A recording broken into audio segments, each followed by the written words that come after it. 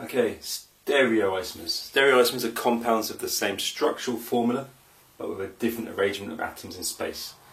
And one type of isomerism which falls in this category is EZ. So, for EZ isomerism to happen, you'd have to have a double bond between carbons. So you don't get EZs in alkanes, you get them in alkenes though. And each carbon in the double bond must be attached to two different groups of atoms. So the first point is pretty obvious, you can see if there's a double bond or not. What do I mean by the second point? So if you look at this molecule here, it's a molecule of propene. That carbon is in a double bond and it's bonded to two hydrogens. Okay? Two hydrogens are not two different groups. So this one would not have an EZ isomer. This carbon meets the right criteria, but both carbons have to be bonded to two different groups. This one's bonded to two hydrogens, no EZ. This one over here, however, this carbon's bonded to a hydrogen and a CH3. So that one meets the criteria, two different groups of atoms. And this carbon as well, hydrogen and a CH3, so it's two different groups of atoms. So this molecule would have an EZ isomer. So if you get a double bond at the end of a chain, it won't have an EZ isomer.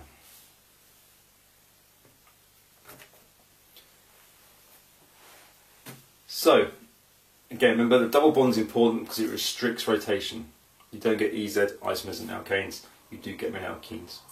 So remember the definition is that they have the same structural formula. So look at these, both of these have the same structural formula. Start with CH3, CH, CH, CH2, CH3. CH3, CH, CH, CH2, CH3.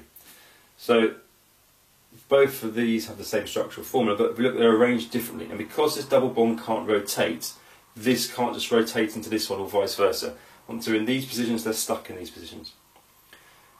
When you have the larger groups on opposite sides to each other, so we've got a CH3 here, remember there would be a hydrogen coming off here and a hydrogen here.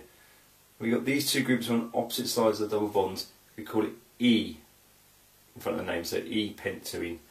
This one is Z because the larger groups are on the same side of the double bond, on the same side, Z. So this one and this one are the larger groups, and there's maybe a hydrogen here pointing up and a hydrogen here pointing up. You could say, if you like, the hydrogens are on the same side of the double bond. Okay? So in that case then, it's Z pentoene. We've got here trans and cis. Trans and cis are a type of EZ. When each carbon in a double bond has a hydrogen as one of its groups, then you can use trans and cis. It doesn't have to have a hydrogen, but if it doesn't have a hydrogen, then it wouldn't be, you could call it E, but you couldn't call it trans. We could call it Z, but not cis. So both of these have a hydrogen here and a hydrogen here. You can see there's a hydrogen there and there. So the hydrogen is one of the groups on each carbon in a double bond. And that's quite common and what you'll probably most likely see. So in that case then, you can, instead of using E, you can say trans, or instead of saying Z, you can say cis. And that's where we get trans fatty acids from and cis fatty acids.